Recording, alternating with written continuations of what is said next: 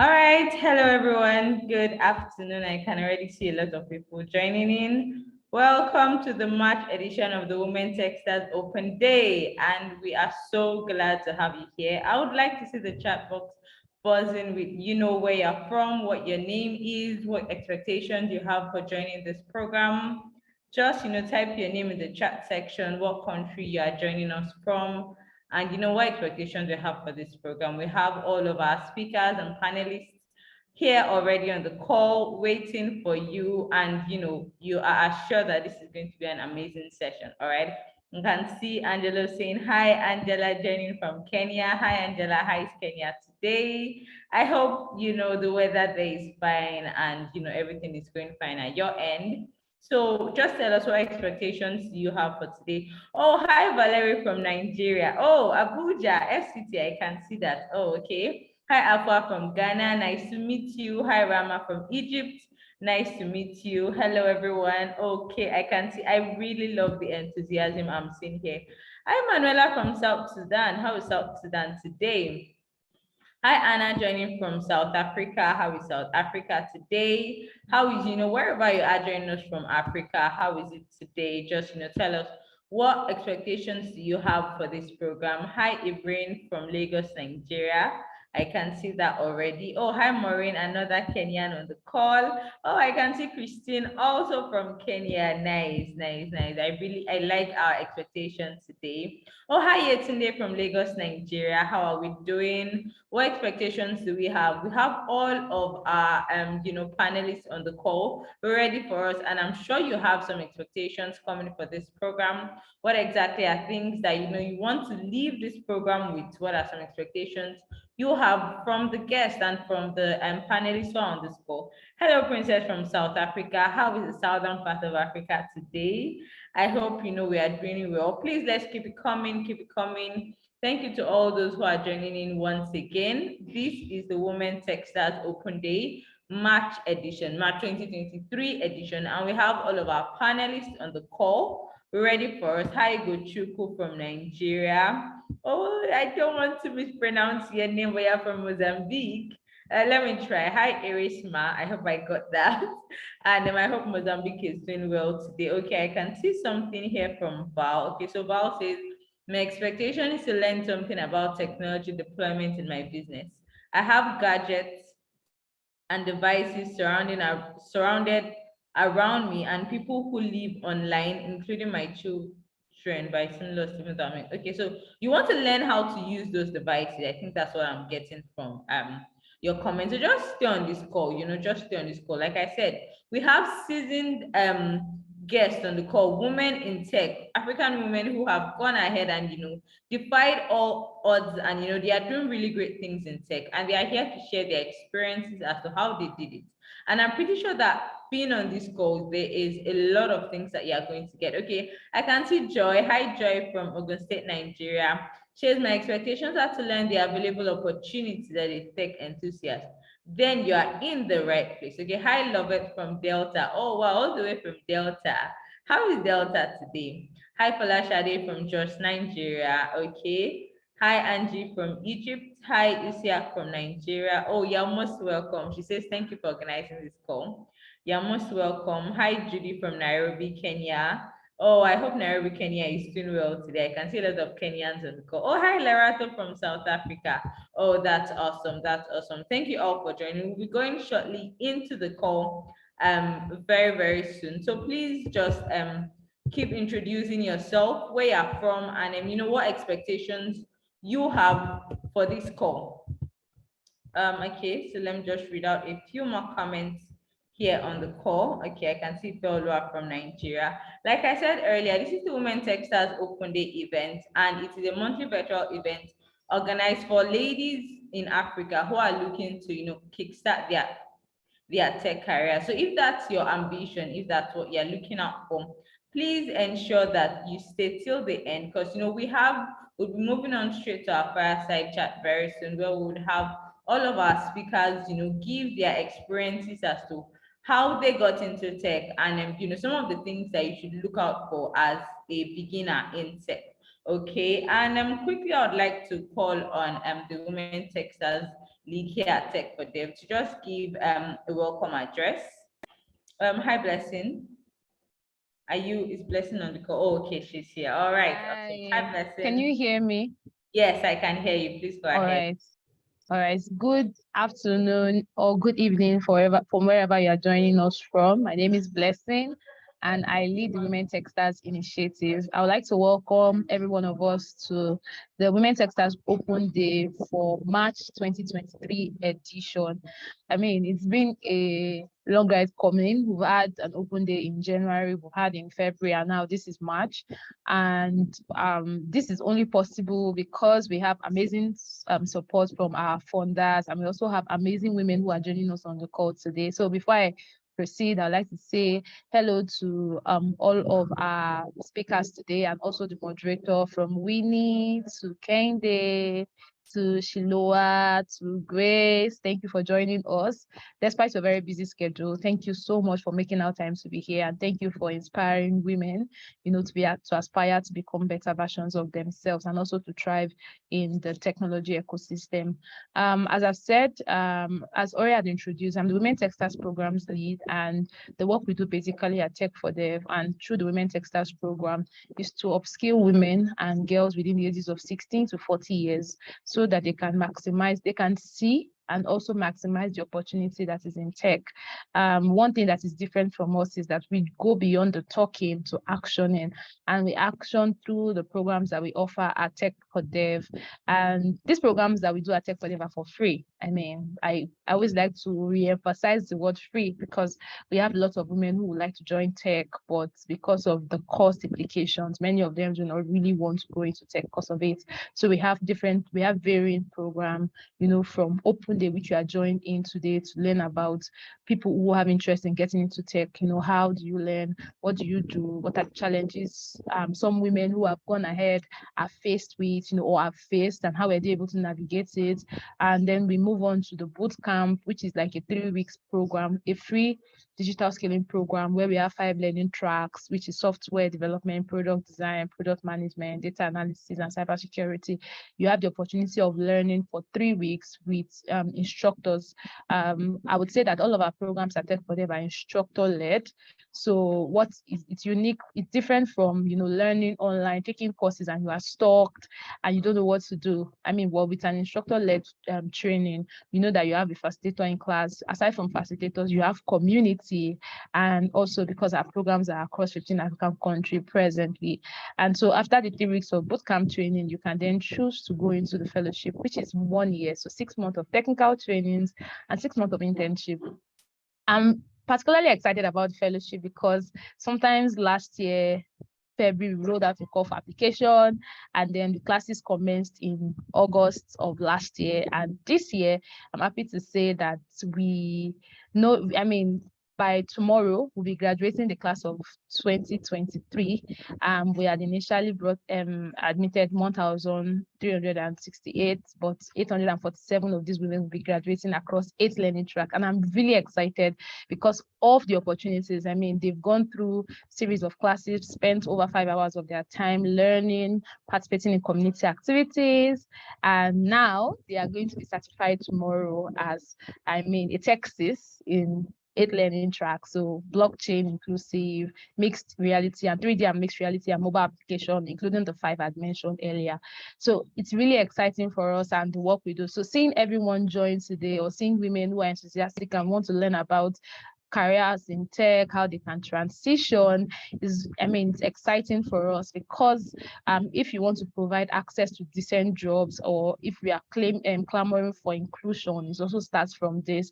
Fortunately for us, this month is the month for women. It is the International Women's Day, and the theme for this month, speaks solely on inclusion for women in tech, speaks about innovation and diversifying as well in tech. And we are here today to learn from these beautiful women on how they got into tech, challenges they experienced, things that they did, and how they are able to arrive here. And I, for one, am excited. I really look forward to learning. Before I go, I would like to say that there are two things or three things that you need for you to successfully participate in this event today. First off is that I know you're physically here, but you also need your mind. I mean, you're virtually or physically wherever you are.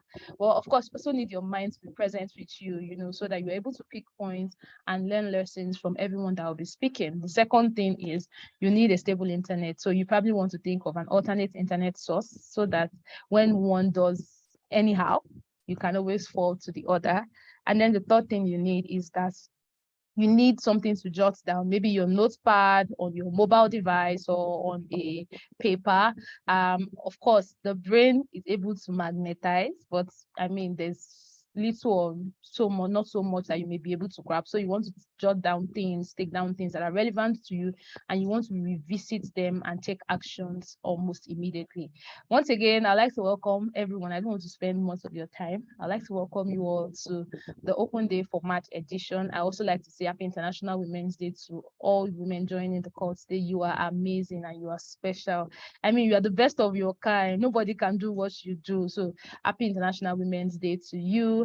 I wish you a very beautiful stay today. I hope you enjoy your time. I hope you learn, ask questions. There'll be time for question and answers. Please go ahead and ask questions.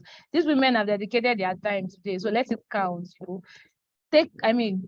can't steal their knowledge, but at least ask all the questions that you want to ask, and they'll be happy to respond to you. And I wish you the very best today. And once again, thank you so much, Winnie, Kende, Shiloah, Grace. Thank you for joining us, and we are really excited that you took out time to be a part of us. I would quickly hand over to my colleague, Yemisi Arowo-Shape. She's standing in for our executive director, Oladiru Oladipo, who is unavoidably absent today. And Yemisi will be giving the remarks on behalf of the executive director. Over to you, Yemisi. Hi. Hi, Blessing. Thank you so much. I hope you guys can hear me. Thank you all for joining us today. Good afternoon, good evening. Thank you for joining us for the March 2023 edition of our Women Techsters Open Day program.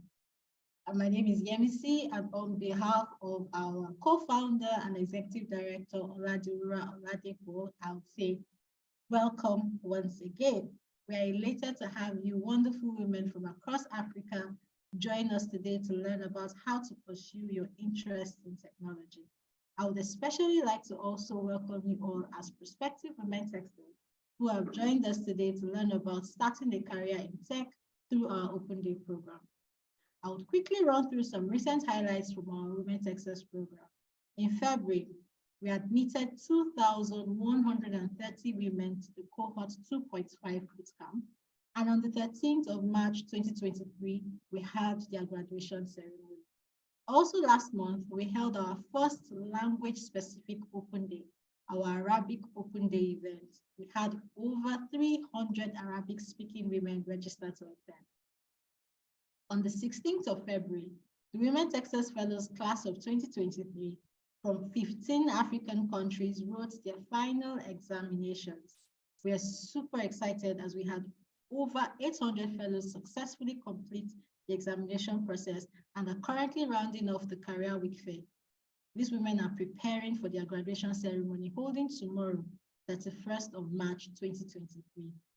These women, mothers, daughters, wives, students, and workers have persevered over the last 6 months, juggling life and Women Techsters Fellowship, striving to become a better version of themselves and first to be reckoned with in the technology space. One of these women is Faith Olagoki. Faith heard about the Women Techsters Fellowship from a friend and jumped at the opportunity because it was free.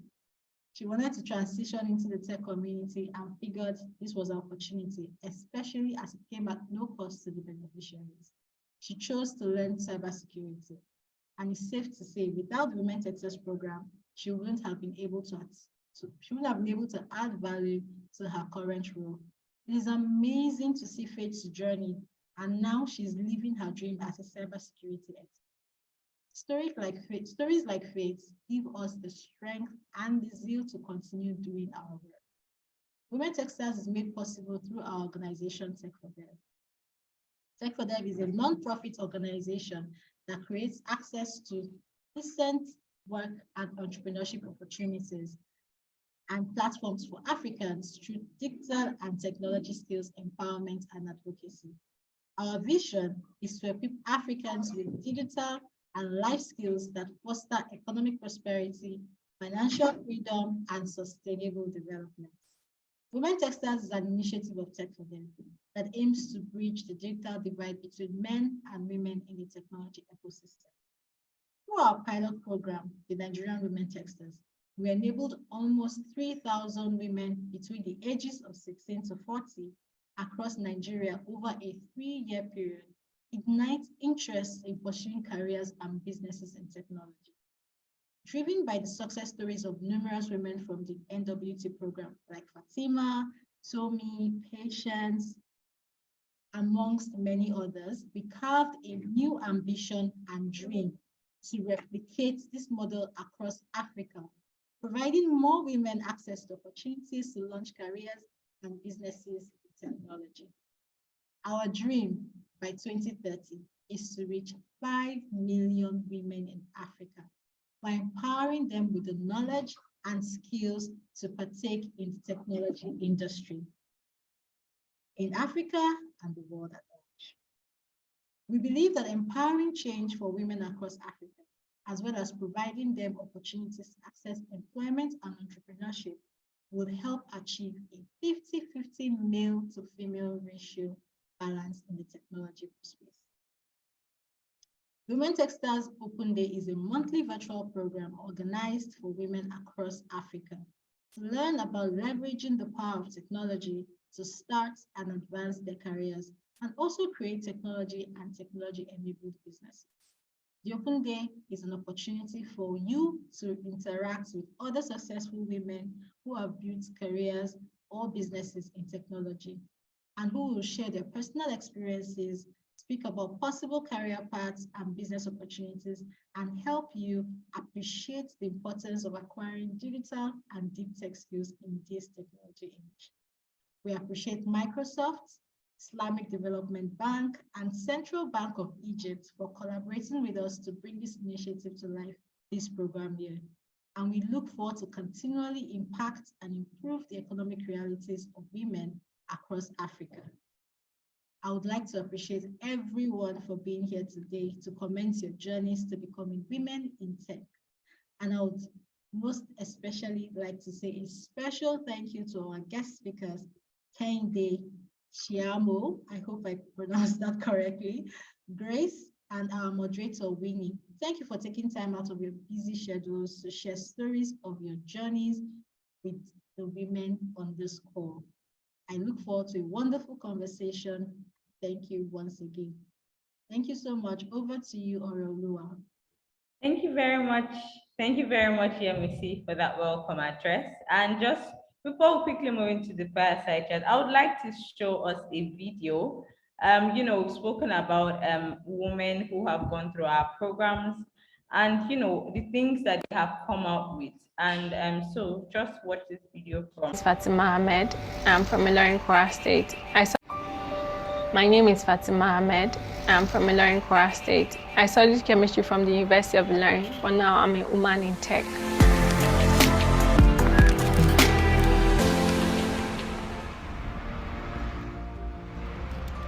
Getting a job in Nigeria is very difficult.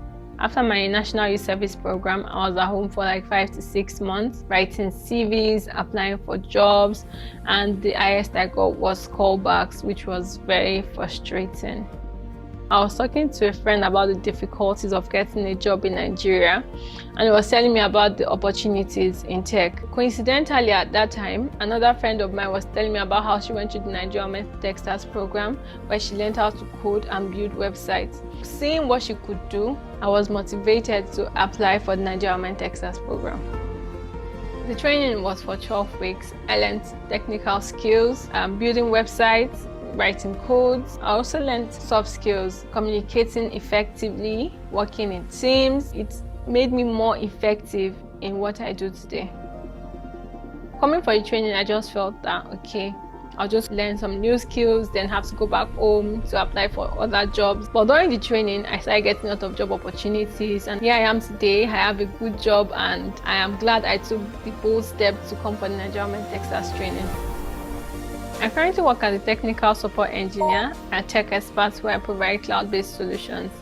I want to use this opportunity to encourage other young women out there who are looking for jobs to empower themselves with tech skills and take advantage of opportunities like this.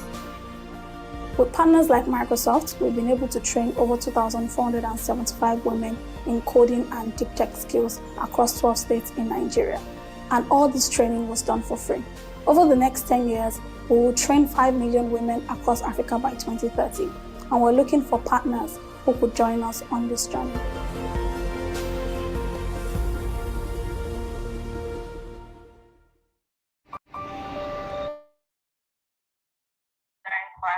All right, thank you everyone for watching that, and I believe you learned a thing or two from that. So I'll just quickly move into introduction of our guest speakers, and I'll read their bios, and then we'll begin the fireside chat from there. Okay. So our first speaker for today is Tishmal Shilowa, and Tishmal Shilowa on the surface is a young yet accomplished social activist with a huge passion for technology and empowering the next great innovators. Stemming from a computer science background, her interest for tech runs deep. Her love for technology and humanitarian concerns branched into her founding a non-profit company, Social Coding. Social Coding is an organization that teaches digital entrepreneurship through computer programming to mostly girls from rural and township areas. Besides social coding, Tishmao is a senior consultant at one of the top 4 management firms. In her 9 to 5, she is privileged enough to work with companies in various industries where she gets to apply her data science lens to solving their problems. Her background in banking and insurance gives her a need to how she solves problems. She has also been fortunate enough to be featured in magazine articles, news channels, and radio shows in South Africa, where she has been given a spotlight to talk about being a woman in tech and creating a way for young ladies to thrive.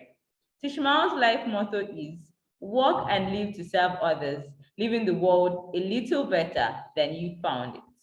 Okay, moving on to our next speaker, Kehinde Ladiko. Kehinde is a seasoned engineer with experience building software and delivering consultancy services for clients across retail, banking, insurance, telecoms, and the health sector. She is currently a senior software engineer at checkout.com. She had previously worked at Microsoft as a software engineer and tech lead. Her technical interests include tech leadership, building high-quality software and infrastructure engineering. Kehinde holds a BSc in Computer Science with Economics from Obafemi Awolowo University, Osun State, Nigeria. She likes to teach, browse fashion, and watch food videos. And on to our third speaker for today, Grace Samuel. Grace Samuel is a technology enthusiast and loves helping organizations build products users love. A proud alumna of Lancaster University, United Kingdom, distinction, and Covenant University, Nigeria. She has a decade experience in technology and product management. She has worked with several cross-functional teams to develop solutions for finance, security, advertising, government, operations, learning, and gaming. She currently leads design, engineering, and product at Kishi as head of product, solving remittance problems for thousands of Africans globally, while supporting over 1,000 aspiring and growing product managers as product management instructor at Product Type. Okay, and on to our moderator for today, Winnie Kiruki. Winnie Wangi Kiruki is an experienced software engineer with a passion for front-end development. She has been working in the field for...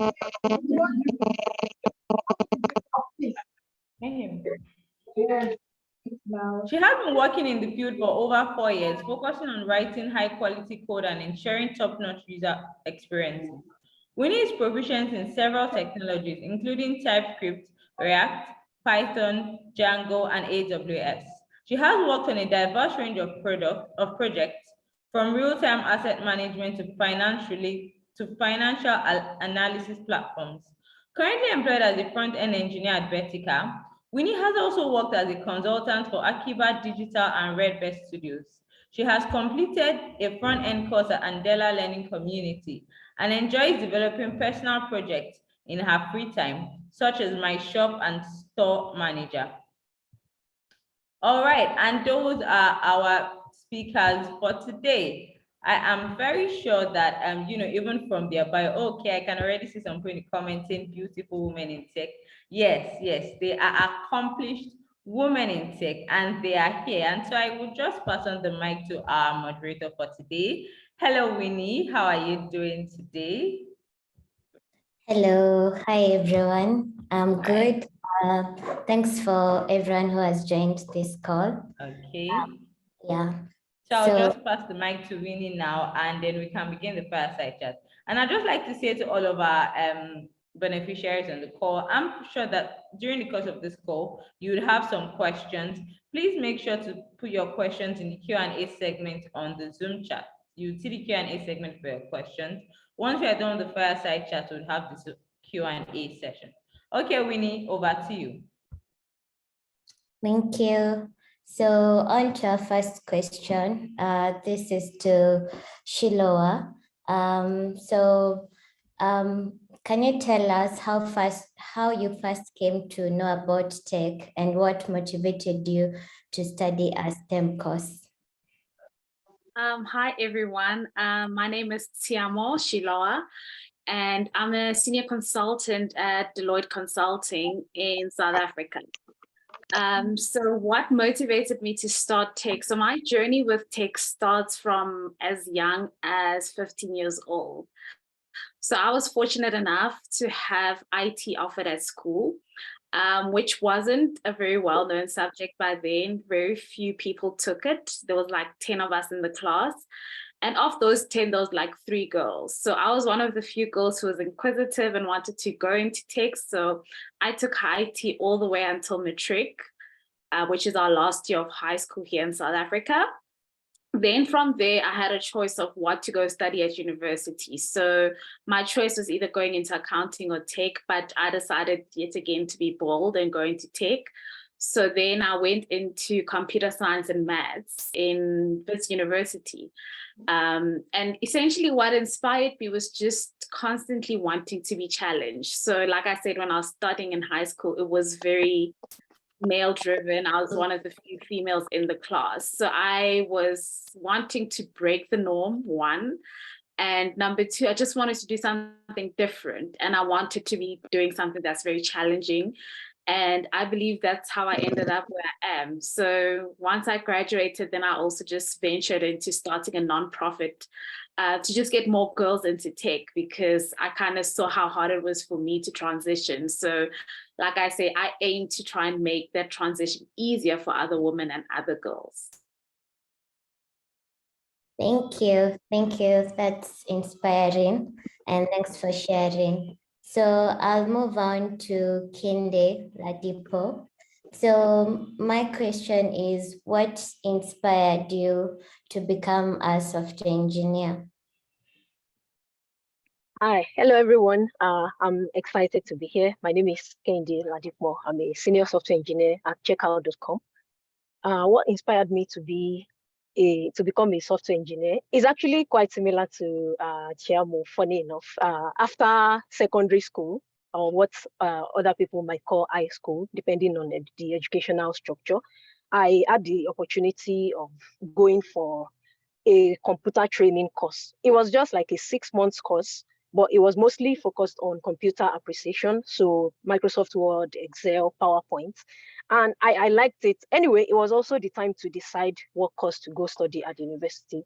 But that duration of like 6 months really got me interested. I liked doing word arts and like designing PowerPoints and doing formula in Excel and seeing the results and all of that. So I just got fascinated with it, and I decided to read computer science in school. It wasn't until I now got to the university that I got to know that, oh, you can actually write your programs yourself. and instruct the computer to do XYZ, and you save the results. And it was all just very exciting to me. But most importantly, I think it was more of the community that really got me inspired. Like, you have a group of people also doing what you are doing. We are learning the things together. Fine, we took programming courses, but they were not like, deep industry level, but they were like introductions to get you started to the thing. So I think I would say the interest of my initial computer appreciation course, coupled with the community of just doing things together, learning, and just maybe finding out that, I was kind of good at it. So that was what got me interested in programming. Thank you. So I'll pass on the mic to Grace. Grace, was there anything in particular that sparked your interest in tech and engineering as a young girl? All right. Hi, everyone. My name is Grace, head of products at Kishi. Thank you so much for allowing me grace your screens. My story is kind of different, not different per se, but I had a mom that had no clue about how computers worked, but for some reason she wanted her children to learn how to use computers. And so this was like age 7. I think I started using a computer when it was Windows 95 or 98. And it was just very interesting because if I ask a lot of people now, I don't think they remember that there was a version like that. So my mom actually exposed us to computers that early. And at the time, it sounded like a stupid idea. It's like every other child is playing during summer, but you're sending your kids to computer school. Even my dad didn't understand why. And so in his mind, it's like, this is just a waste of my money. But eventually, my dad benefited from having 3 girls that could use the computer as early as possible. When he saw that things were transitioning from very manual to people typing and processing things, sending emails, we were the ones to help him through all that journey. Like if he had things to type, you remember that he had kids and he would put us through. So I've always been exposed to technology because of my mom, but then I started seeing how technology was evolving. I think I'm one of the few that saw how we started using landlines to GSMs and all of that. And then it's evolved to where we are now. And I've always been so curious. I didn't know how they could turn telephones that we had to go to telephone booths to a mobile phone. So it was just very interesting to me. And so I was very excited about technology. Every single time I saw something new, I was curious to know how it worked. How did it work that way? Why did it work that way? What can you do to improve it? And so every single time there was that opportunity, I was just curious to learn. And to the point where we finally had a desktop at home. And if there was an issue, I wanted to fix it myself before anyone called someone to fix. So I've always been very inquisitive about technology. And then the fact that some people felt like throughout my journey that it was not a girl's course in life, that kind of made me want to do it again, because it's like, why would you tell me I can't do it? And I even had a boss, I think my first boss in life, actually frustrated me because it felt like I was a weak person. I wouldn't be able to do the tough stuff that guys in my field will do. And so I wanted to prove him wrong. I would do things like laying cables around the office, like wiring and networking and office setup, even to painting, like mapping all the network design. And I would just wanted to prove him wrong. And eventually, I did that because by the time I left, it was like, this is the best assistant I've ever had in his IT department. And so for me, I think that was all that sparked my enthusiasm in tech, the fact that we could actually fix things with technology. And I was just so inquisitive, and I just wanted to break the boundaries that people said wasn't possible. Thank you, Grace. That's inspiring. So I think that I've had one thing in common about the industry being male saturated, which leads me to my next question, which is, can you share your experience as a woman in leadership position in a male-dominated field, including the challenges you faced and how you overcame them, as well as some major highlights of your career journey? So this is to Grace and Candy. So we can start with you, Candy, then Grace can take after you. Thank you very much. So leadership is honestly not easy. Like, it's a lot. You are responsible for people, you are responsible for whatever products you have been assigned to do. So it's a hard job on its own. But when, as a woman now, it's like harder, because apart from carrying the load of the leadership itself, you just have to exude that ability to do the thing that you have been trusted to do, because people have been conditioned to think a man should always lead, right? So it's a problem, and it's kind of harder for women to do. Challenges, honestly, how to like address things that come up. I think usually is by conversation. Notice how I say conversation and not confrontation, right? So, you see someone, doing somehow, and, that is in a manner that is not acceptable, maybe discriminating or anything. It's by talking about it, not by fighting. You are not fighting. You're having a conversation with them. This happened, with specific examples. So this is something that has worked for me anyway. I want to talk about this with examples. Like, okay, I think I can reference one of such conversations I had with someone. I said, I noticed that XYZ, without giving specific examples. And it was like, oh, no, no. So I said, okay, should I give examples? And when I gave the example, like instances, I think they call it receipts these days, right? So after giving the examples, so the person also was like, okay, yes, I have also noticed. And we talked about it. So it's a first step. And admittedly, it is also not a very comfortable conversation to have, like talking about it, because number one, you are trying to also think, am I being sensitive? But no, if you feel like, something is not right, it probably is because it isn't right.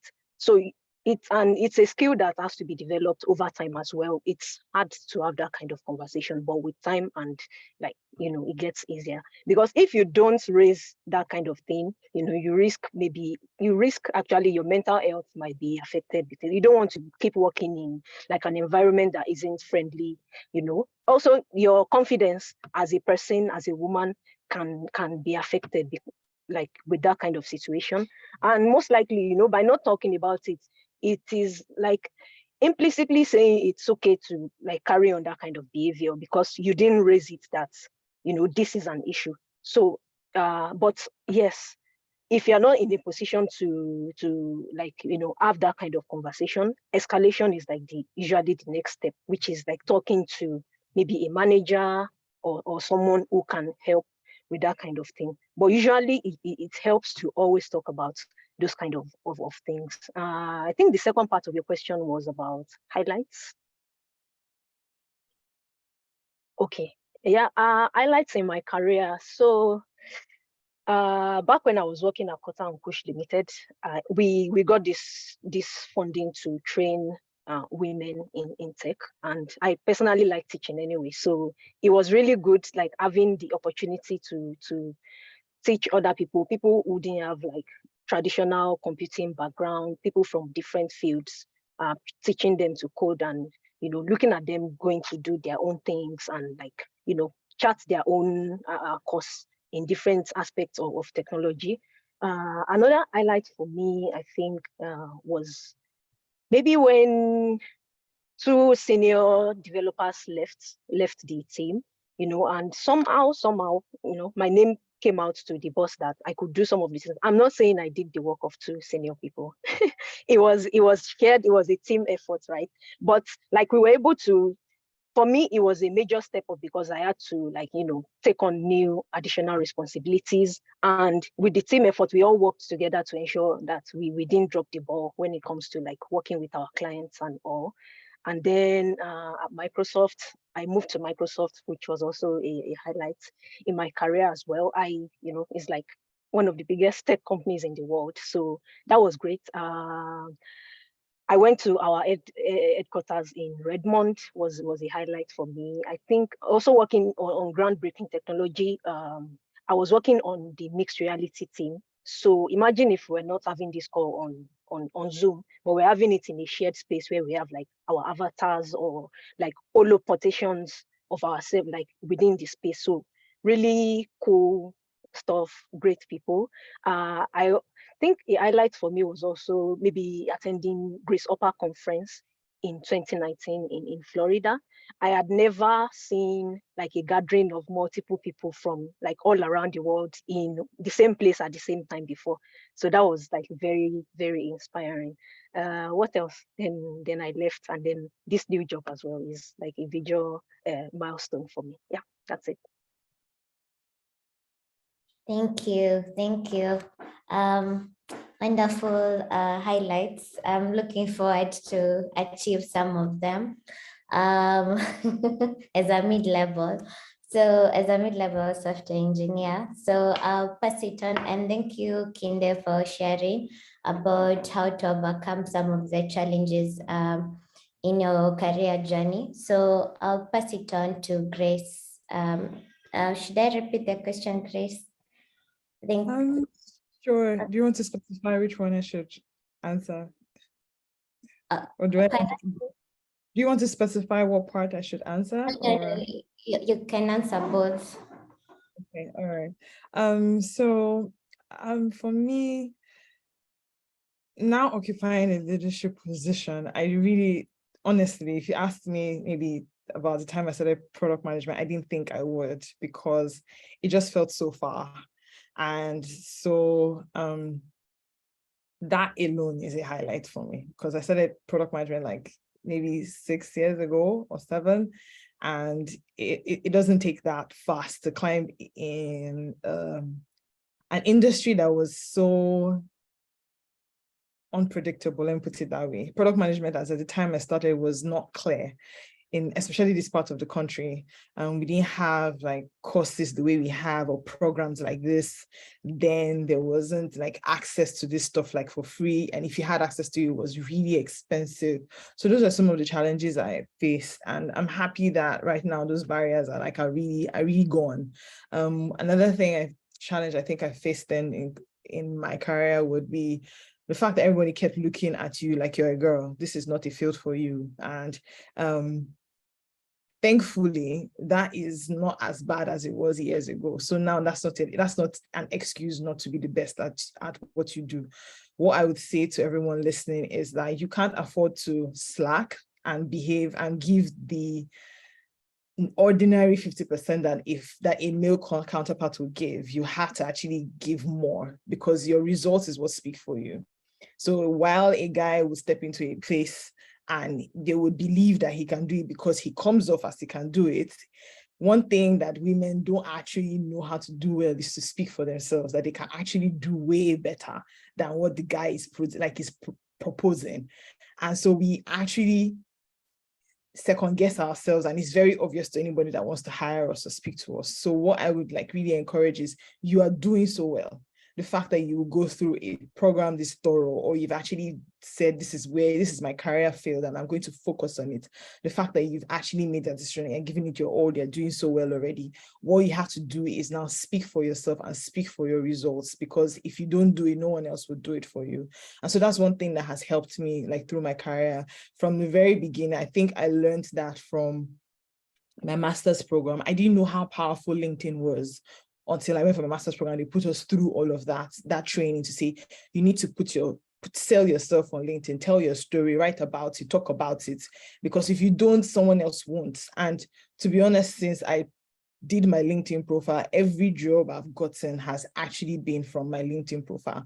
Someone saying, I saw you here and I want to talk to you. So that is one thing I feel like has helped in climbing the ladder in product management in my field. Some of the highlights, I think I've mentioned already, the fact that when I finished what in Nigeria we call like your youth service year, my first job that was supposed to, when I finished school and my first job was like in the youth service year, I felt like I had made it in life until I met my boss and told me you're too weak for anything. And so he actually wanted me to be sent off to another office where I'll be signing papers and moving papers from one desk to the other. But I told like I was so sure that this is what I wanted to do, and I gave it my all.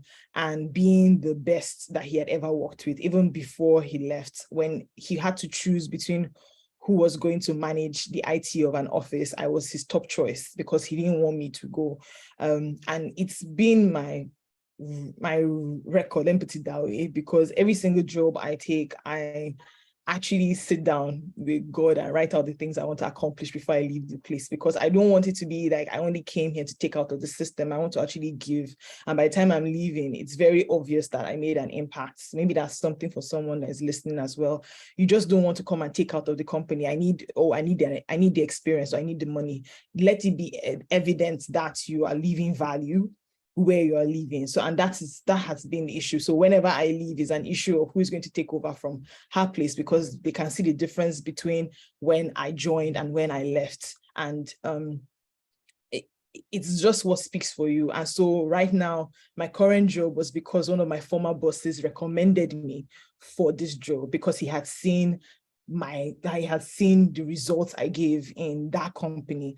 And so, yeah, I think that's part of the thing, so that we can move on. Oh, wow. Thanks, Grace. Really learning a lot. I hope our participants are learning as much as I'm learning. So I don't know whether you've shared your highlights in your career journey. Maybe you could share. Highlights. Okay. Yeah.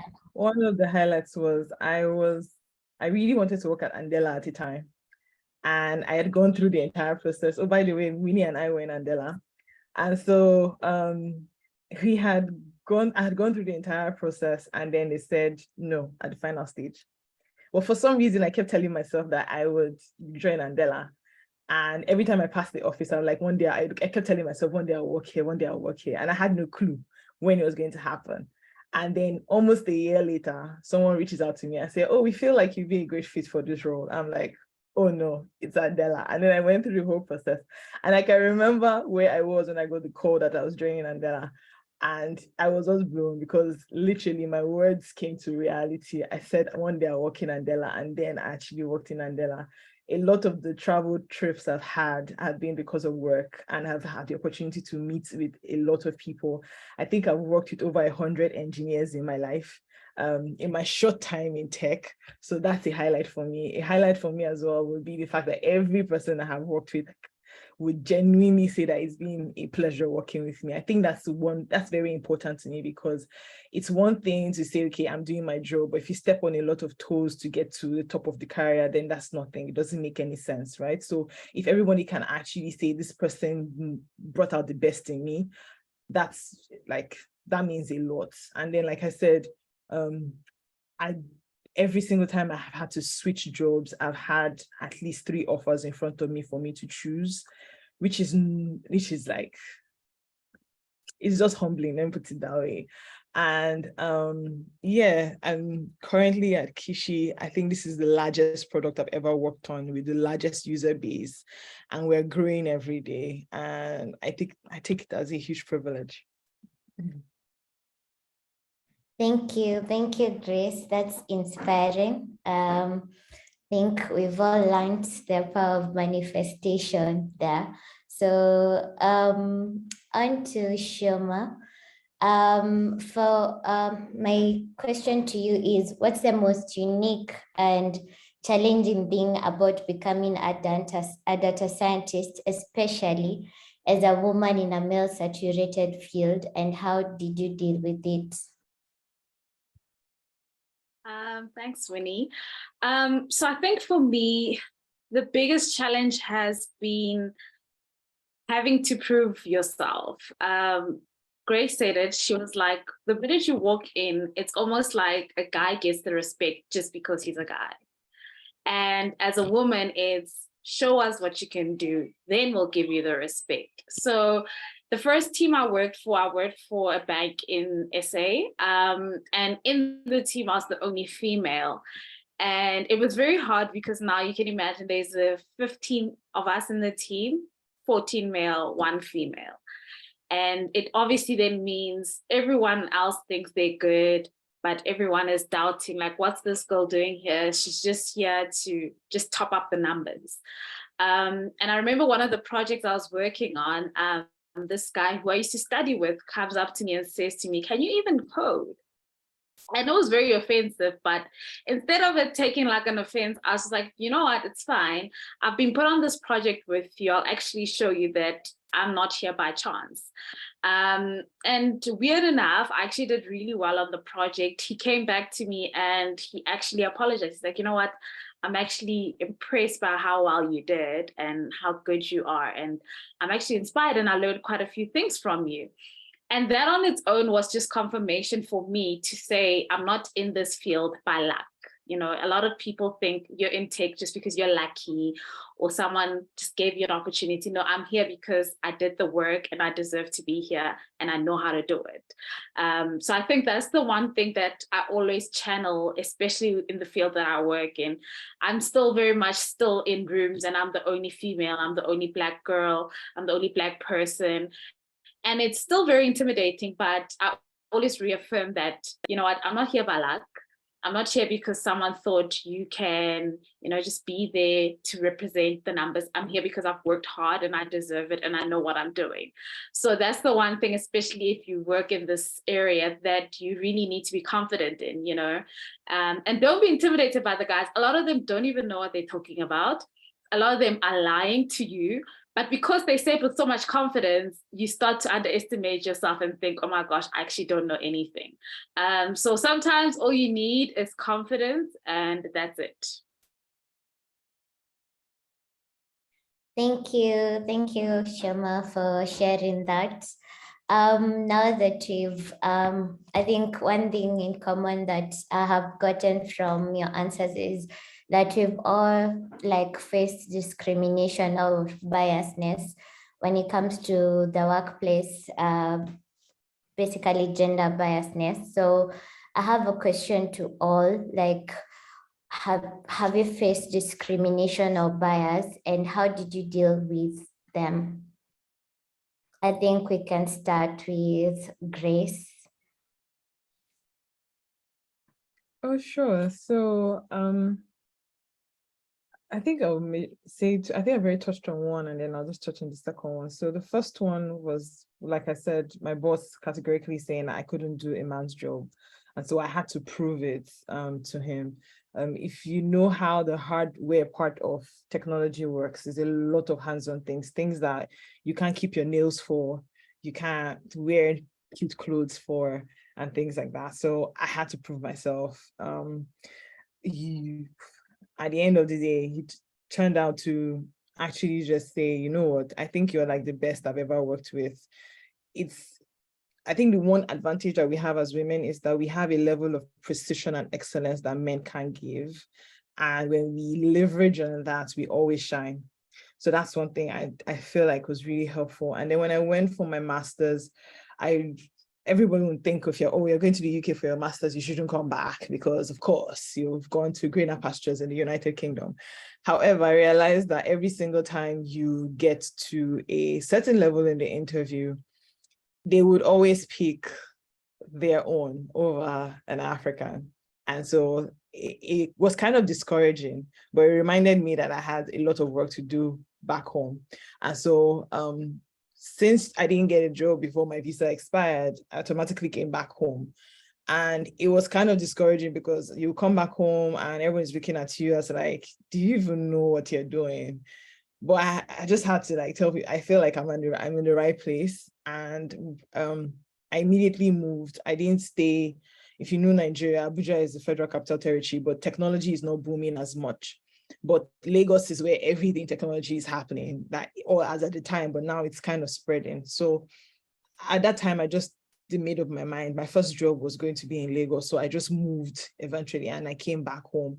And I think that's been like one of the best decisions I've made because I've seen my career take like an upward shift since I moved. And I just said, I'm going to give this technology thing my all and I'm just going to be the best. So yeah, those are kind of things. And then right now, people from all over the world, not just like Nigeria, get to know about a Grace that is in product and can do XYZ. So even though I'm not in the UK, and touching the world. I'm in Nigeria and touching the world. So that's amazing. That's nice. Thanks for sharing.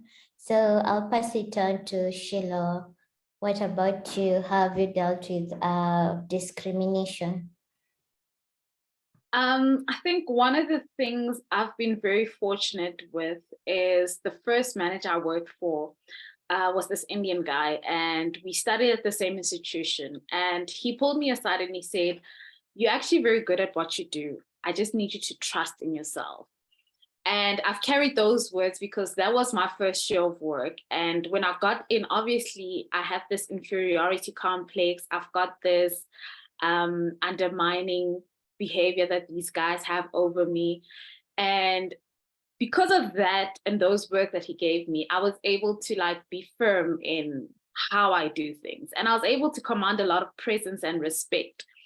Fast forward a couple of years later, I leave, I go to another company. He also goes to another company. And then another couple of years passes, and then we end up being in the same company. Then I reach out to him and I say, "Oh, listen, I'm in the same company as you." And fortunate enough, one of his partners wanted to do something within the bank. And he's like, "Listen, I want to do this stuff in natural language processing. I know you do a lot of this AI things. Can you help me?" And he's like, "Actually, there's this girl I used to work with. She's very excellent in it. So reach out to her and she'll do it for you." And at that time, I've never met this guy. I don't even know who he is. Turns out he's one of the big guys in the bank. And I actually do this piece of work for him, and actually spreads, and I get such great recognition within. And I was just like 4 months into it. And I always think back to that result of, because of the relationship I'd formed with my manager in the first year of work, he was able to open doors for me. And even now, there's still more and more doors that are opening. Like, I'm where I am because of the connections I've made. And the one thing I always believe in is if I'm given a chance, I give it my extra best. So I have to go the extra mile so that I leave a lasting impression, so that next year when someone needs something, they can say, "Oh, Tiamo can do it for you. I know she's great at this. She's done it for me." So even if you don't get the most opportunities as women, whatever opportunity you get, take it and give it your best, because sometimes that's the only impression you'll have. And sometimes you just need that one impression and then you've cemented yourself for life. So grab whatever opportunity you get, even if it's the smallest, and make sure you give it your utmost best. Thank you. Kendi, you're next.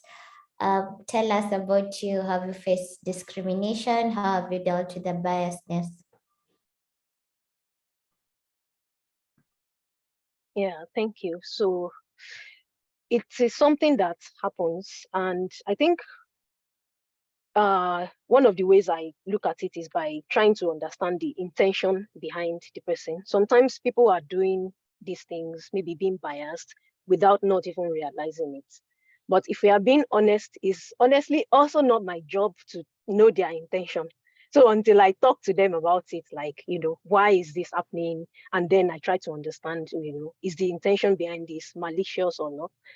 And one of the ways of knowing is, you said something about a thing and the thing doesn't happen again. Then you know that, this person is actually didn't have a malicious intention. So one of the ways I try to confront issues of discrimination and bias is to talk about it when I recognize them. And everybody has said really fantastic ways of dealing with this. And one last thing I just want to chip in is the importance of being an ally. So you are the only woman in the room, or there are two of you, and you see that someone is facing discrimination. Try to speak up, even if you are not the subject of the act at that point. Speaking up and looking out for each other as women helps a lot. So if someone is not comfortable enough to talk about it, knowing that you will look out for them and also they will look out for you, is kind of something we have to do better as women to ensure that we have a conducive environment to do our best jobs. Thank you. Thank you. Thank you, Kinde. Thanks all. That has been very inspiring. So I have, now that we have these challenges in our workplace, what are some of the soft skills that have helped each and every one of you to navigate in your career to make it a success? We can start with you, Sheila. I think one of the things is being outspoken. I think as women, we tend to shy away and feel like we're too loud, we're too out there. But we've been given the loud voices for a reason, and we need to use them, you know, so don't shy away. If you're in a boardroom and you've got something to say, put your hand up and be bold about it. So that's the one thing I always advise is speak. Even if you are adding 2 cents, those things that you're saying are actually going to make a difference. And someone will hear, oh my gosh, what Tiamo said was actually amazing. I didn't think of it that way.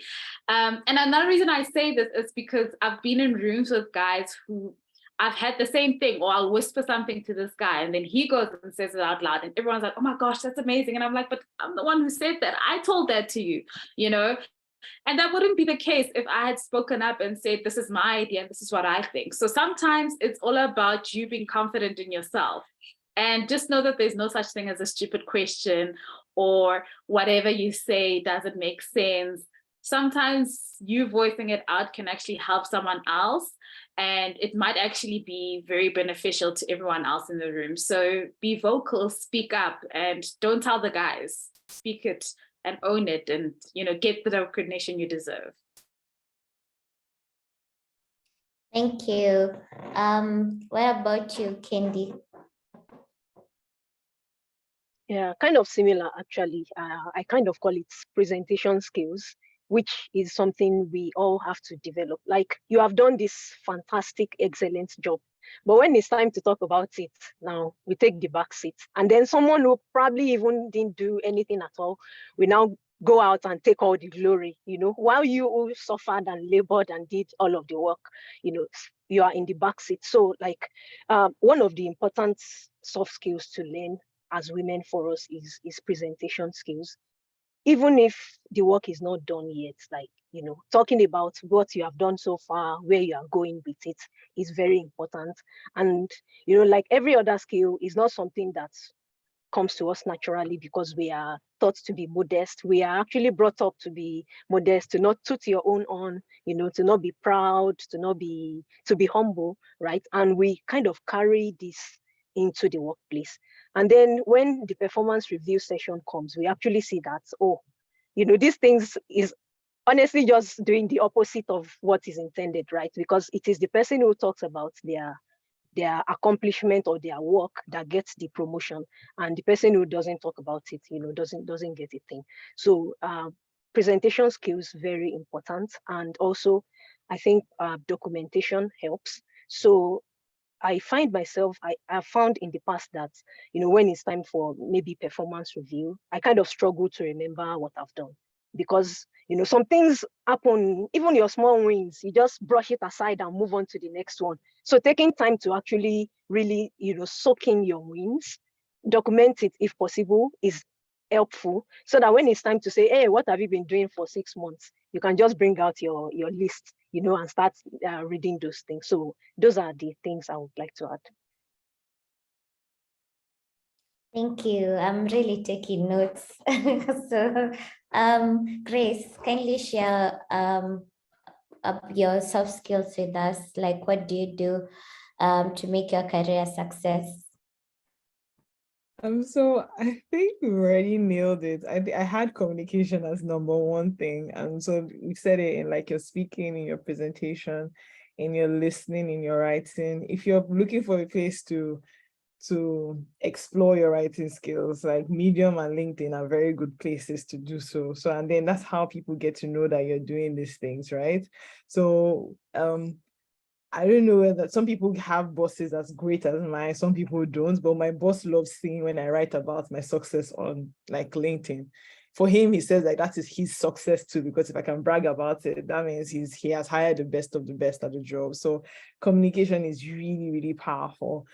And then kind of links to that is stakeholder management. If you have an understanding of all the people that you're working with, it makes the work easy. Some engineers, you need to sit down with them, like be in the same room with them and have a conversation, ask them about their family, ask them about work, let them tell you their stories. They want to see that you're involved. Maybe, okay, ask questions. What does it mean? What's SQL? Why do you say you need that? Right? What does a database do? And things like that. They want to see that you're asking questions, especially if you're not on the route of software development. For me, I'm in product management, there's product design, there is legal and compliance. Like, there are a lot of people that you get to deal with as a product manager. And so stakeholder management is key, because you get different results from different people when you speak to them in the ways that they like. So for example, someone would not appreciate you talking to them on a large forum, like harassing them. But if you call them aside to speak to them and say, I don't think what you did was right, can we try this another way? You would actually get a better result. So stakeholder management is key, understanding who you're working with and seeing how to work. Some people will want you to ask them about their family, about their dogs, about their weekend before they get to work. It's fine. Just understand how they work, and then you get the best out of them. And then something that is very key is learning quickly. Like, technology space is changing rapidly. Don't say I've learned PHP and so I'm not going to learn the next thing. Like, before you know it, no one's going to use PHP anymore, or it's a different shade of PHP that is going to be evolved, like we're going to evolve to. And then don't say, oh, I've done this course, I'm not going to do another one for the next 3 months. In the next 3 months, things will change, right? So keep learning. Speak to everyone that you have the opportunity to speak to. Ask them about their job. Ask them, why is this important that we do this way? As a product designer, do you think we can use this type of design instead of this? Ask questions like, why are we using the tools we use? Why is everybody talking about ChatGPT now? Why is cybersecurity a threat? Just keep learning, because you never can tell where the conversation would evolve. You might just sit down in an interview one day and someone talks about it and you have something to say because you've opened up your mind to learning. So don't stop learning just here or in this program, but find nice blog articles, or even find people that can curate the blogs that you should read or the newsletters that you should read, and then just keep opening your mind up to learning new things. That's very helpful in this career. Thank you, Grace. So on to my next question. This is to Kendi and Shamo. So a lot of women on this call are interested in venturing into tech. Do you have any advice for them as they start their journey? So Kendi, you can start, please. Okay, advice for people venturing into tech. Well, I guess I would say don't give up on yourself. It can sound like something people say all the time, but it rings true, and it works basically, because tech is, especially for people who probably don't have a traditional computing background, you are coming from another field entirely, and then you are hit with all these things about logic and everything. It can be overwhelming to just be hit with that much information at the same time. But take it one step at a time, and don't give up. When you feel like it gets too much, take the break that you need, but also know that there is a goal, which is to achieve whatever aspect of tech you want to do. I think another thing that works is community. Like, find people of like minds to work with. Number one, you feed off each other's energy. So when somebody is tired, the other person can say, oh, let's try this, let's try that. And there's this African proverb that says, if you want to go far, go together. If you want to go fast, yeah. So exactly, it really helps when you are working with people of like mind. So if you have been doing it alone, maybe try something different of finding people who are interested in the kind of things you are doing, and try to work with them. Then ask questions when you are stuck or something. One thing I have noticed, like in my experience so far, is people are more willing to help than we assume. like until you ask, that's when you find out that these people can be really helpful. So if the old tech thing, you can get stuck, you can, feel like you are not moving forward, but be comfortable with asking questions, reaching out, but you won't be able to reach out if you're not moving with people of like minds as well. So like, try to move with people. Yeah, those are the pieces of advice for me. Thank you. I have another question now that you've mentioned communities. Are there tech communities that you were in or that you are in currently that have helped you in your success? Yes. So throughout my university days, I was active in Google developer groups. So sponsored by Google, but is a student community. They still run it today. Student community of students coming together, learning together. We would watch events of things that are happening at the Google head office, Google I/O. We could see where we were going then. So Google developer groups is like a very good community that is still running today. These days, there is Microsoft developer community as well. Similar also group of students, doing things together and all. If anybody is opportune to get into tech for dev, you have a network of like 800 people, right? Or 1,300 in an intake that you can choose and select from, right? I think there are other communities, for Loop Africa. Just follow tech communities on Twitter. I use Twitter, so I know of Twitter. And then you see the people to follow. I don't have like a list offhand right now, but if you are a student, look for Google Developer Group or Microsoft Students Developer Community in your school is usually a helpful place to start from. Thank you. So I'll pass the mic to Shiloh. The question is, what advice would you give for someone who wants to start their journey in tech? I think the one thing we all need to realize it's not easy for everyone. So I think once you get into tech, you're gonna find that, oh my gosh, my code is crashing. I'm seeing a lot of red, it's not compiling. And you start thinking, oh my gosh, I'm dumb. I don't know what I'm doing. No, we all start there. It's gonna be tough when you start, but it's you being persistent and carrying on. Number two is, like Kenny said, you need to get a network of people who will support you. People who support you are what keeps you going. During my university years, I used to struggle quite a lot with having to work, right? And I had a group of friends who I knew if things are really, really tough for me, I can actually leverage with them, tap into them saying, hey guys, I'm struggling with this. This code is not working. Can you hear me? Sorry. Oh, yeah. Yeah. So I used to know that this is the people I can trust. These are the people I can lean on. So that on its own helped me advance quite well in my career. And two, attending forums. So I'm in the data science space. So in the data science space, we've got things like the deep learning in Daba. So being able to attend such conferences actually also just makes me more confident because I get to learn from other people, they get to learn from me.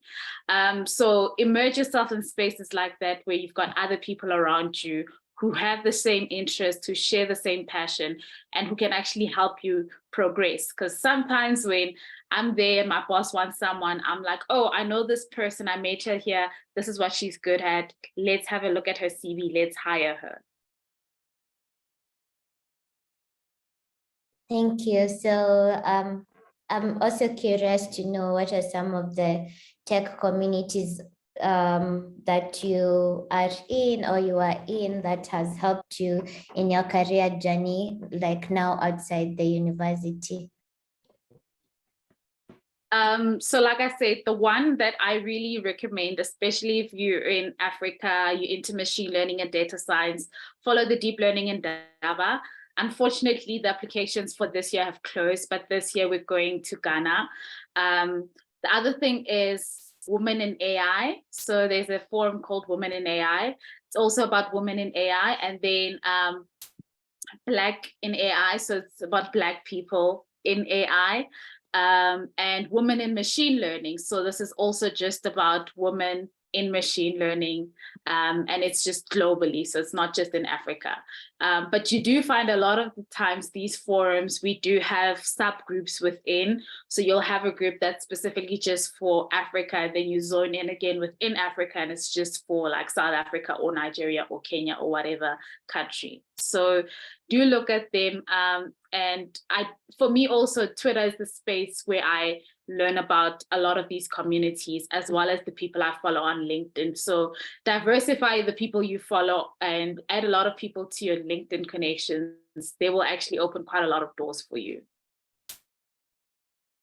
Thank you. On to my next question is to Grace. What resources would you recommend to aspiring product managers, and what final words do you have for them?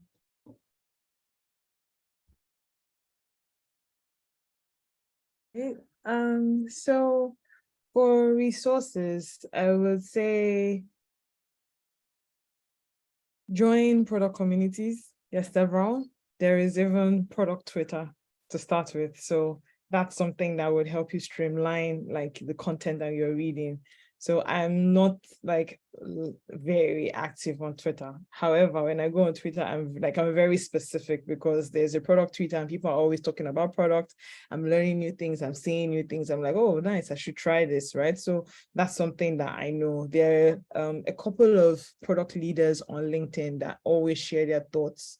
So I follow them as well. Some of them have newsletters. So I've already streamlined my search online to these people. And if I've subscribed to their newsletter, I just get that information into my mailbox, and then I'm able to catch up on what's going on in the product space or technology space. Then there is a community called Product Dive. That's where I teach. However, even if you haven't taken any of their courses, there is a Slack community for product managers globally. And so you can be part of that. There are different channels for ideas, for books to read. If you have questions, there are meetups that they have, there are webinars that they have as well. So that's like a huge product community in Africa. Of course, then there's the global one, Product School, that everybody knows about. So you can join their Slack community, as well as they have tons of resources on their website, so you can read on anything product management.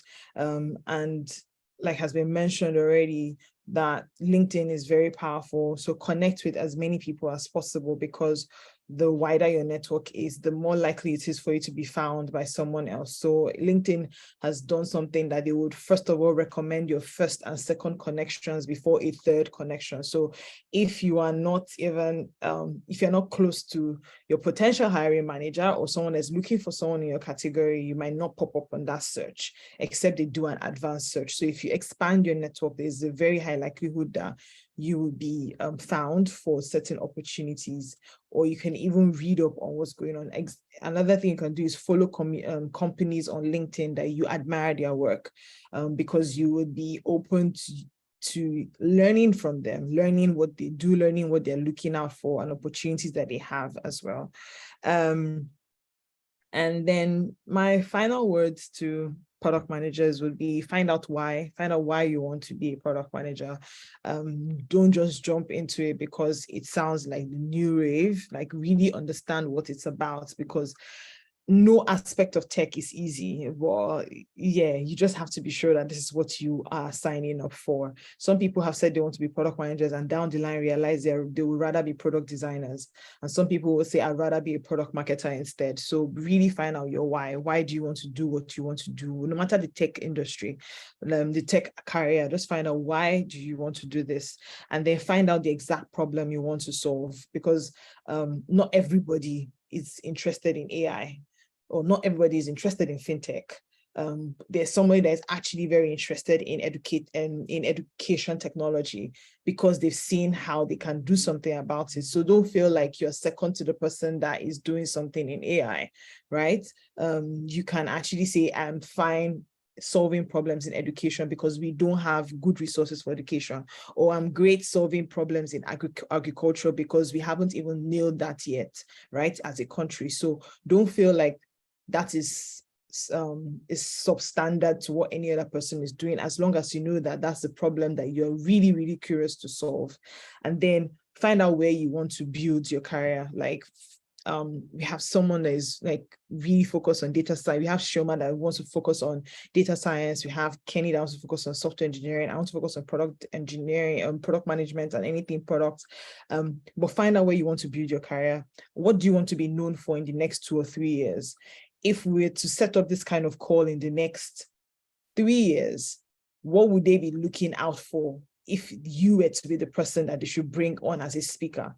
So for example, I'll give a scenario. I'm going to be hosting a conference in the next 3 years, and I'm looking for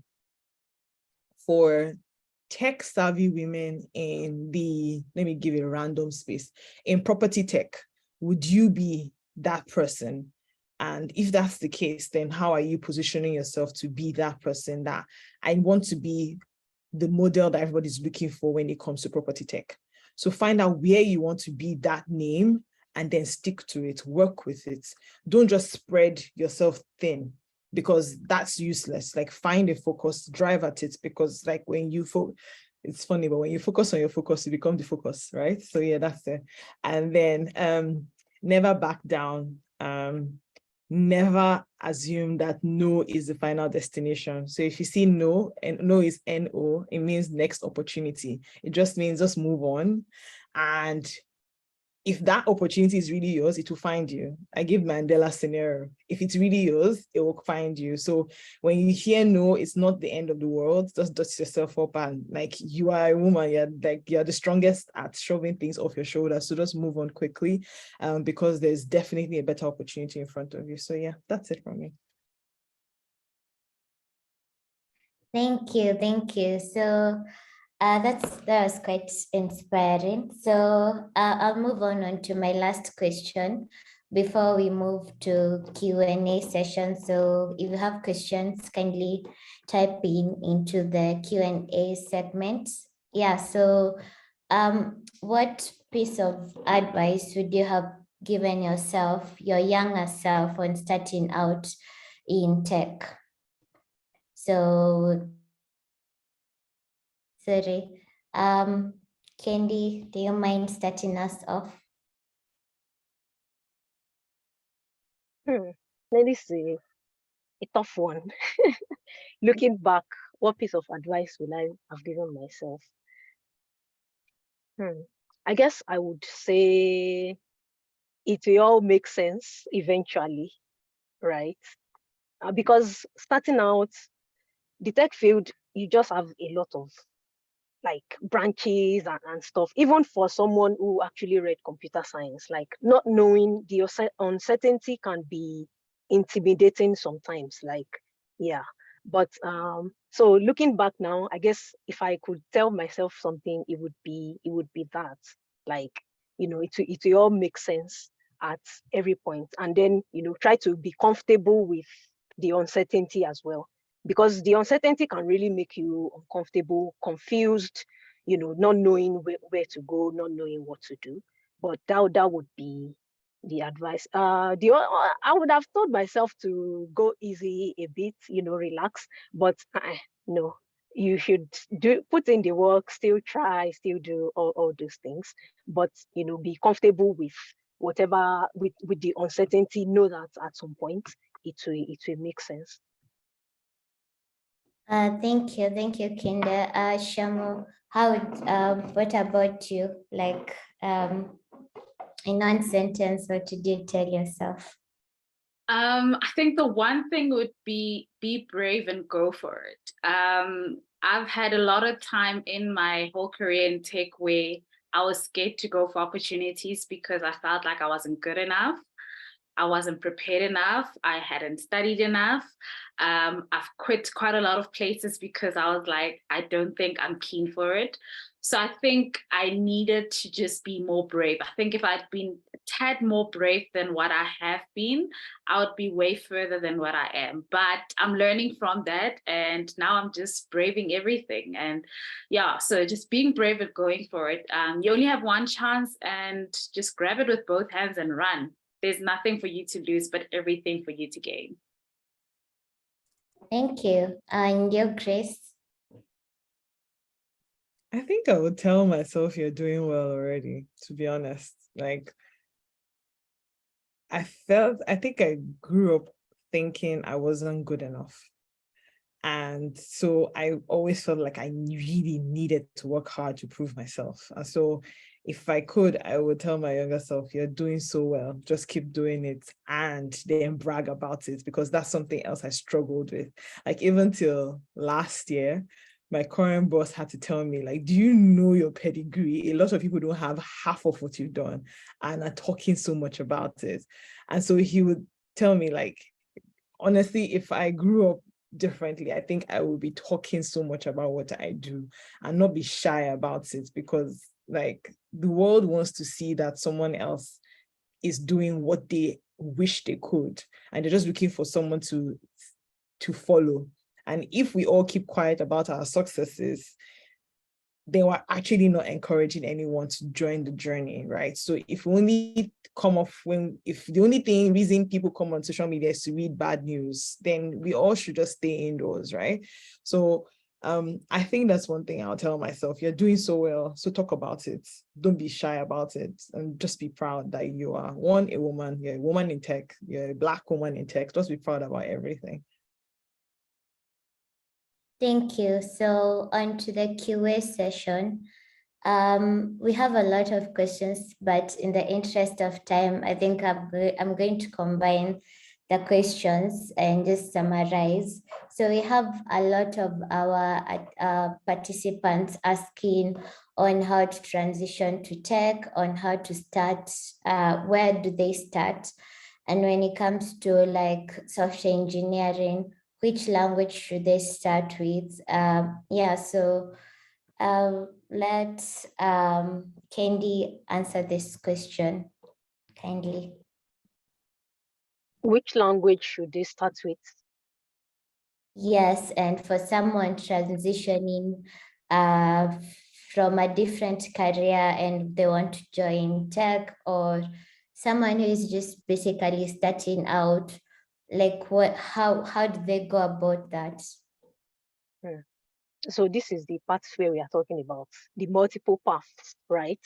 And what I usually advise people to do is to, if you want to learn to code, right? I usually say, go and start with HTML. It's not technically a programming language, but it gives you like immediate satisfaction of you are doing something in a place and you are immediately seeing the results. Like, you put color red and then you refresh, you see color red. It encourages you to push forward. But really, programming is broad.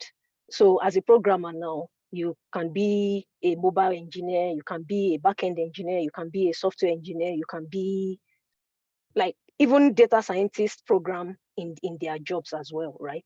So what I usually advise people to do is to find out about what they do in each of these fields. If I was a backend engineer, what would I be doing? If I become and then yes, if I become a front-end engineer, what will I be doing? Oh, I am interested in UI and aesthetics and all of that. Yeah, okay, maybe a front-end engineer might be better. Or I just want to design what the experience will be. Maybe you even don't have any business like learning to code. Maybe you can learn to code, but like as a profession, maybe you are more suited for being a designer, depending on the kind of things you like. And sometimes, we don't even know the things we like. We think we like something and then we try it and like, this isn't for me. And then we haven't tried some things out that we might actually be well suited for. So I just really advise people starting out to get as much information as possible. Like, what do they do? People who are data scientists, what do they do? People who are backend engineers, what do they do? People who are mobile engineers, what do they do? And then if you feel like any of this, appeals to you or fascinates you, then start there. And then when you have narrowed it down, we can now say, okay, you have decided you want to be a mobile engineer, what are the programming languages that mobile engineers work with? Then we start talking about maybe Kotlin and all of that, Flutter. Then we know that you are learning towards becoming. But if you just want to learn generally how to code, yeah, you can maybe start with HTML. You can start learning. You can do Python. It's an actual programming language that you can, code and see the thing working. But try to get information about why are you learning to code. I think that forms the basis of the choice of programming language to learn. Because if you are not learning towards a goal, then yeah, you can as well just pick any programming language and run with it. Does that answer the question? Hopefully it does. Maybe for the ones who are stuck in how to start their path and what languages to start with, I hope the question is answered. If not, kindly let us know in the chats. So I'll jump on to another question. There's someone here who says that they're a backend enthusiast and they are expected to be ready for the market and they feel pressured. How do they go about that, about them feeling pressured because of being expected to be ready for the market? I'll pass it on to Grace for that.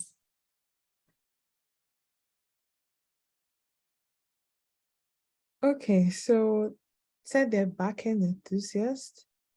Yeah, but they feel pressured into getting into the market. So how do the question is, my brother expects me to be ready for the market and I'm kind of feeling pressured. How do I go about that? Okay.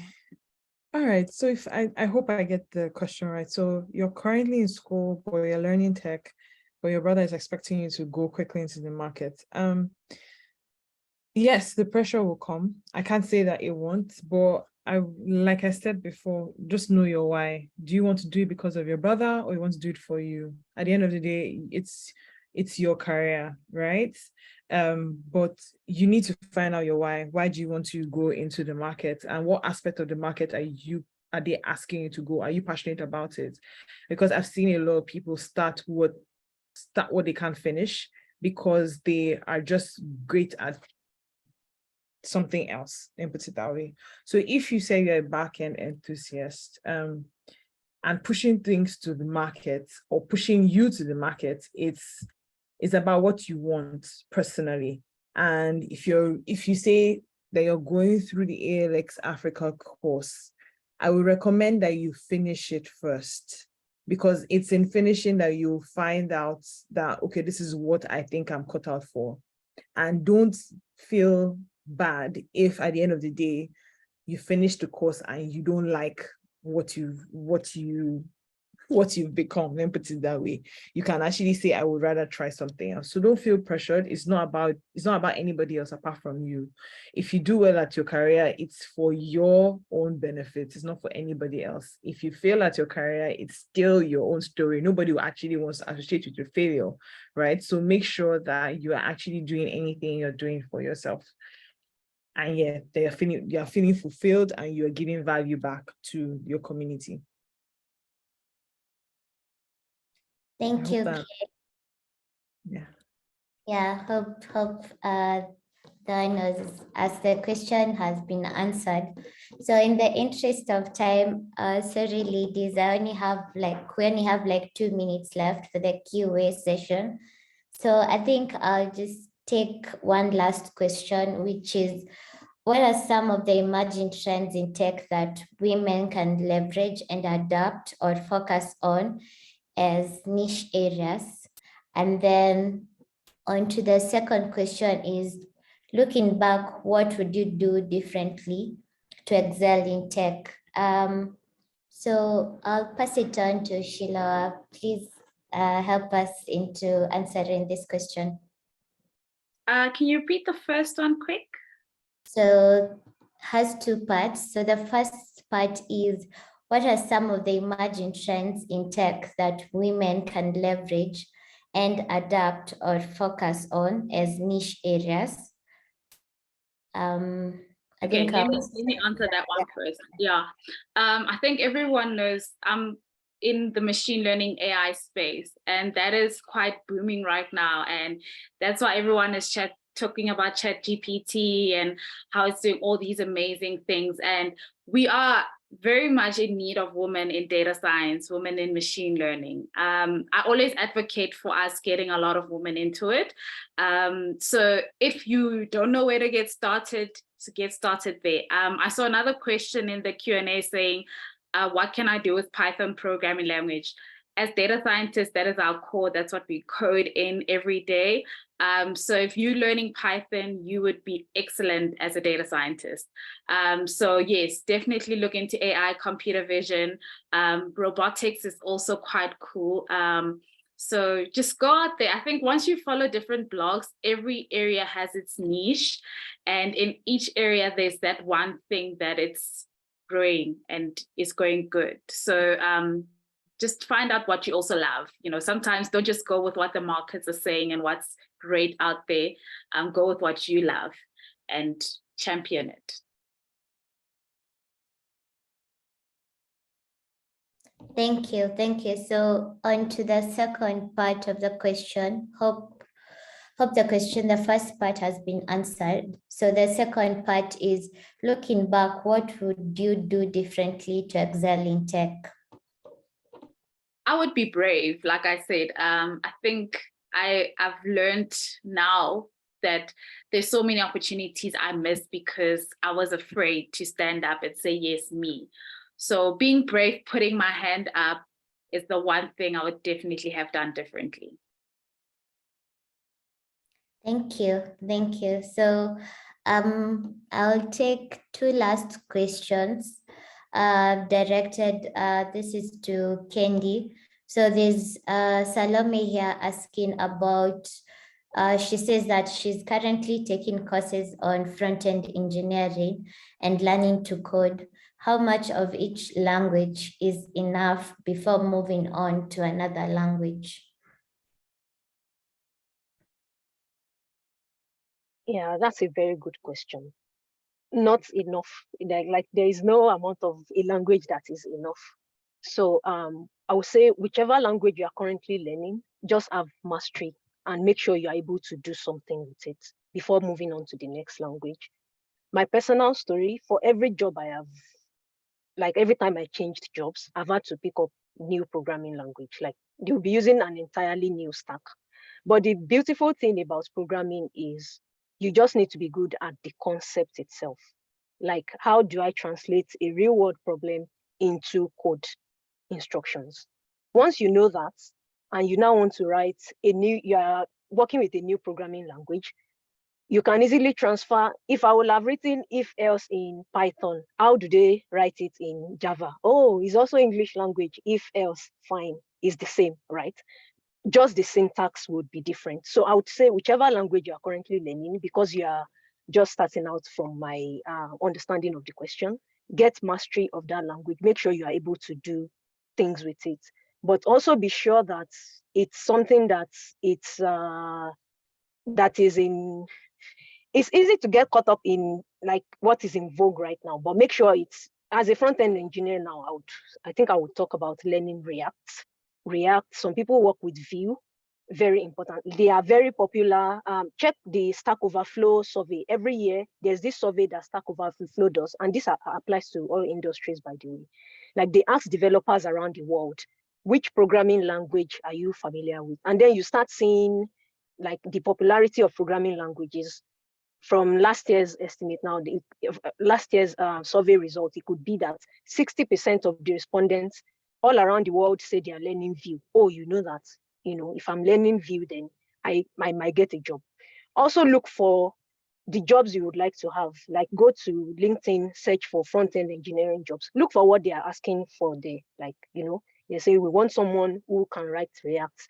Once you have seen that on like 6 consecutive job postings, then you know that you should probably be learning to do React. But what I would say is also, it is our skill it's our ability to learn that is most important, not exactly the number of programming languages that you can write, not necessarily that, but your ability to learn. Because most of the time what you find out is that for these jobs, right, the skills that got you in will most likely not keep you on the job. So that ability to learn is very important. But how to know what you should be learning? Check recent job postings, check what is popular. Stack Overflow survey tells you the most popular things that people are working with right now. And whatever language you are learning, just get a mastery of it and be sure you are able to. Once you know that, you'll be able to easily translate that to whatever new programming language or anything you find yourself working with in the future. So Thank you, Candy. Now to the last question. This is to Grace. How did you deal with imposter syndrome? We all deal with it. Everybody deals with imposter syndrome.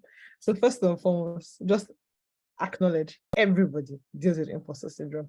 Even the president of the United States deals with imposter syndrome. So just get out of the way. So anytime you are reminded that you're probably not good enough, or you might fail at something, or this is another opportunity for people to see the worst of you, just tell yourself that it's something that you need to face and admit that someone else is actually going through that. So once you admit that, then remind yourself of who you are. Maybe you can actually have a notepad or something on your system that you've typed out to say, okay, Grace, last year you did this, last month you did this, last week you did this, yesterday you did this, today you're going to do even better. And so just remind yourself, right, that it's not, it's just a lie and it's in your head. And if you give it room, then that's when it would actually manifest itself. But if you shut it down with what you've accomplished before and how you've seen you play out before, then you're fine. And I think it was Kenny that said that you should write down your wins and savor them. If you need to actually take yourself out to say, I'm celebrating the fact that I've accomplished this, please by all means do, because it's like that one moment where you are savoring the whole experience. It's something, you're creating a memory in your mind that you accomplished something before. And so you're able to do it the next time. If for any reason it happened because someone said something about your work, I really encourage women to just put the feedback on the issue at hand, not on yourself. So it's not you that failed. It's the fact that the way you implemented it could be done better. That's why you got the feedback you got, right? So it's not you that the feedback came to. It's not you as a person. It's the job that is getting the feedback. So isolate yourself from the problem at hand so that you don't think that every bad feedback you get is all about you. It's just the situation at hand. What else? For imposter syndrome, it's very, like I mentioned, it's very, very, power of confessions is very positive. It's very, very important. I'm a Christian, I pray, and I believe in a lot in the capacity of God. And sometimes when we are going through some of the toughest times in our lives, that's like when we just leave God to step in and then believe that what he said about you is your reality. That's it for me. Thank you, Grace. Thanks all again for your knowledge sharing. It was very insightful. I'll now pass it on to, sorry, I'm not able to pronounce your name well, Aurel Luo. I hope I've pronounced it right. Yeah, thank you. I've been your moderator, Winnie Karaoke. Thank you so much, Winnie. Thank you so much, Kende. Thank you so much, Grace. And thank you so much, Mao. You guys have been so amazing. Thank you so much. Thank you so much, all of our speakers and our panelists and our moderator, Winnie. Thank you so much for that section. And I've just been going through the chat section. I've been seeing a lot of ladies, just express their gratitude as to, things that they learned and how the session was really, really informative for, everyone on this call. Like, even if even if you are not in tech or you had no idea, I'm pretty sure you're probably thinking of, okay, maybe I might just become a software engineer like Kendi or a data analyst like Ishmael. It's just amazing. And much more, thank you for sharing such personal experiences and how you were able to overcome. My note is filled up because I learned a whole lot, as I'm sure many of us did. So quickly, without further ado, would like to take pictures. So ladies on the call that would like to take pictures, just raise your hand and I'll make you a panelist and we can quickly take pictures. So like to kindly ask for everyone's video to be turned on. So if you'd like to take pictures, yes, I can already see our hands up. Okay, so I'll be promoting you to panelists, but please ensure that once you are there, you turn on your video and then you are in a place where you can, take a picture. So I'm already promoting some of us to the panelists session. Please once again ensure that you are in a conducive environment to be able to turn on your video and then we can take pictures. Okay. So I can't see the people I'm promoting to panelists. Give me a moment. Okay, all right, I can see them now. Yes, okay, I can see Love. Okay. All right. So where are the other ladies I'm promoting to panelists? Just I can see your hands. Okay. Okay, I can see some people already joining in. I can see your hands already. Awesome, awesome. Okay. So I can see Lovett here. I can see Diane here. Okay, awesome. So we're taking our pictures very, very shortly. So those in the panelist session can, just turn on their microphone, their videos rather, so we can take, oh wow, I can see Joy Anthony already. Okay, awesome. And I really want us to, shout about this on social media. You have learned, even if it's just one thing, I know you have learned, okay, I can see quite a lot of people already here. So I know you have learned one or two things. So please talk about it on social media. I'll post the links to all of our panelists on LinkedIn. I'll post your social media links there. Okay, I can see a lot of hands up already. Let me just add a few more so that we can have a very robust looking picture for our social media. We've learned today how that you need to be confident about the things and presenting them to the world so everyone can see. Okay, so if you're in the panelist section, kindly turn on your video and our digital media person and call Usman will be taking our picture. Hi Usman, are we ready to take pictures? Hi, Ore. Yeah, just a moment. Okay. Okay. So for this section, I always like for us to all unmute and say women in tech. Please don't me. Please don't You could just, so when it's time for the picture, we'll just unmute and, with bright smiles, say women in tech. I mean, we have learned a lot from all of our panelists on this call, and it has just been an amazing call. I know it has been as amazing as it has been for you. So hi Usman, we're ready. All right, let's do this. Okay, this is one of my favorite sessions. So ladies, we are all unmuting and we are saying women in tech. Are we ready? Yes. Okay, I like that. So at the count of 3, 2, 1, let's go. Women in tech. Okay, let's take one more picture. in tech. Okay, Women in tech. another one. I guess our internet is lagging. Women in tech. Okay, but that's fine. I've taken it. Thank you, Ore. Oh, okay. Thank you very much, Usman. Thank you so much, everyone. You are free to, turn off your microphones now so we don't have overlapping voices. Thank you once again to all of us because, I mean, please, if you learned something, please just go ahead and appreciate all of our speakers and all of, our moderator.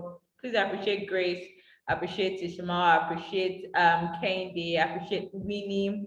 This has been a very, very insightful session for me and as well as for you. And I see a lot of questions as regards, okay, what next? How do I start? How do I, you've learned a lot about what it means to be a woman in tech. And there's just so much questions as to how do I start? Where do I go from here? And one thing Tech for Dev does is we have the Women Techsters Initiative, and we have 5 sub-programs under the Women Techsters Initiative. We have the Tech Girls Drive, we have the Open Day, which are currently on, we have the Women Techsters Bootcamp, Women Techsters Fellowship, and the Women Techsters Masterclass. And I'll just quickly take us through all of these sub-programs such that we would know would understand how to exactly go next and the progression.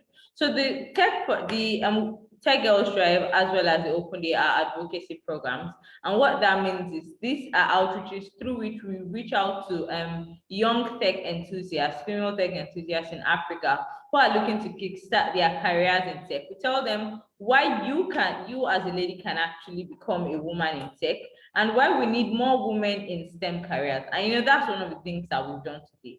And you're probably wondering, okay, how do I start? What do I go next? We have the speakers on today's call have taught us a lot of things as regards, making use of communities, starting out as to figuring out your why, figuring out the problems you want to solve. Tech is a very wide space, and there is opportunity for all of us to, do whatever it is that we want to do and be successful at it. And one of such things that Tech for Dev does is to, provide the Women Techsters Bootcamp for you. Now, the Women Techsters Bootcamp is a 3 weeks training program where you get a starter course as to whatever course it is that you would like to take in the Women Techsters program. So we currently have 8 learning tracks. We have data science, we have software development, we have product management, we have product defined 3D and mixed reality, data science and AI, we have cybersecurity. And you can decide that, okay, if I want to become a cybersecurity analyst or a data science analyst or a product designer, okay, I want to know about it, then you apply for the bootcamp. One way, I'm pretty sure you're wondering, okay, how do I know about the bootcamp? How do I apply? This is why you should be following us on social media.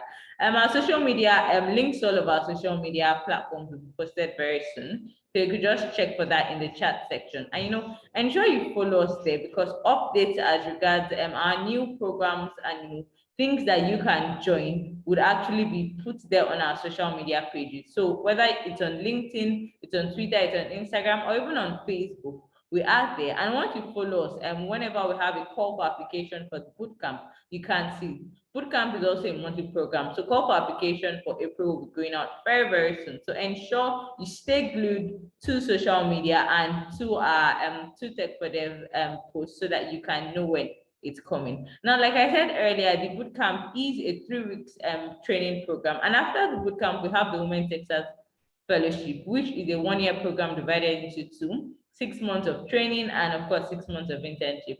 And good news is for the last cohort of the fellowship, they will be graduating tomorrow. It is very, very exciting because it has the 6 months of intense training, capstone project and so many other things. And many of the fellows are excited. And they started just like you are wondering, how do I go about this? What do I do next? And now they are graduating tomorrow. So you can be a part of them. So of course, the call for application for the fellowship would also be rolling out very, very soon. So like I said, please ensure that you're following us on social media. Please ensure that you actually you can ask for notifications for our posts such that okay, this is a program that I would like to get into. And lastly, we have of course the Women Techsters Masterclass, which is a masterclass that is held for women in tech with experience level of at least 6 months and above. And we have seasoned facilitators in any of our learning tracks come and help them solve problems that are currently that they are currently undergoing in such learning tracks. So at this junction, I think we would like to, it's a good junction to bid us all a deal. Once again, we would like to say thank you to all of our panelists, all of our speakers. Thank you, Kende. Thank you, Winnie. Thank you, Grace. Thank you to Mao. Thank you so much to everyone also who joined.